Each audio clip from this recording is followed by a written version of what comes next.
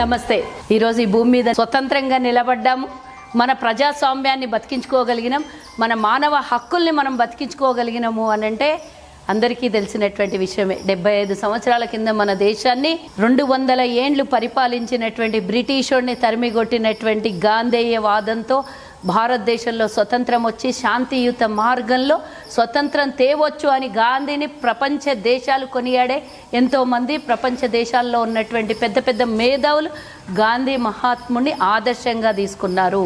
ఈరోజు ఇక్కడ ప్రశాంతమైన వాతావరణంలో నిలబడి మన స్వేచ్ఛను మనం ప్రకటించుకోగలుగుతున్నాము అంటే ఇది గాంధీ మహాత్ముడి ఆదర్శమైనటువంటి స్థలం. ఇది ఇక్కడ గాంధీ ఐడియాలజీ లేకపోతే ప్రపంచ దేశాలకు ఆయన ఇచ్చినటువంటి మెసేజ్ 100 పుస్తకాలు గాంధీ మహాత్ముడు జైల్లో ఉన్నప్పుడు ప్రపంచ దేశాలకే కాదు, భారతదేశంకే కాదు, ప్రపంచ దేశం కూడా ఆదర్శంగా తీసుకునేటట్టుగా ఆయన రచించినటువంటి పుస్తకాలు ఒకటి కాదు. కేవలం ఏదో ఒక కులానికో ఒక మతానికో ఎవరికోసమో రచించినటువంటి పుస్తకాలు కావు అవి. ఇందాక నేను లోపలికి వెళ్ళి మరి చూసినటువంటి 100 పుస్తకాలలో ఒక్క పేజీ కూడా చదివే ఓపిక ఈ కాలం లేకపోవచ్చు.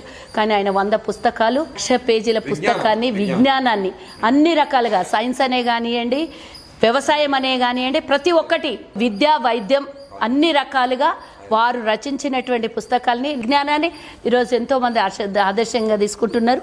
దీన్ని ఆదర్శంగానే తీసుకొని గాంధీ మహాత్ముడిని మనం ప్రపంచంకి ఎలాగూ తెలుసు, మరోసారి గాంధీ మహాత్ముడిని మనం ప్రపంచమంతా చూసేటట్టుగా ఎల్బీ స్టేడియంలో అక్టోబర్ 10వ తారీఖున 4 రోజుల పాటు పూర్తి స్థాయిలో ప్రపంచం చూసేటట్టుగా అన్ని మీడియాలు, అన్ని వర్గాల ప్రజలకు ఇంటర్నేషనల్ లెవెల్లో జరిగేటటువంటి 1,00,000 విగ్రహాల గాంధీ ఆవిష్కరణ విగ్రహాల కార్యక్రమము మరి ఎంతో చక్కగా ఆ కార్యక్రమాన్ని నిర్వహిస్తున్నారు. గాంధీ ట్రస్ట్లో ఉన్నటువంటి ప్రతి ఒక్కరికి కూడా అభినందనీయం. వాళ్ళు ఏదో వాళ్ళ స్వలాభం కోసమో లేకపోతే ఇతరత్ర లాభాల కోసమో కాదు, గాంధీ చేసినటువంటి ప్రతి ఒక్క ఆదర్శ మార్గంలో ప్రపంచానికి, ఈ జనరేషన్కి తెలవాలని గాంధీ విగ్రహాల్ని ప్రతి ప్రభుత్వ కార్యాలయంలో ఉంచడం కోసం చేస్తున్నటువంటి ఇదొక అద్భుతమైనటువంటి, ఎవరికి కులాలకు మతాలకు అతీతంగా దేశానికి స్వతంత్రం తెచ్చి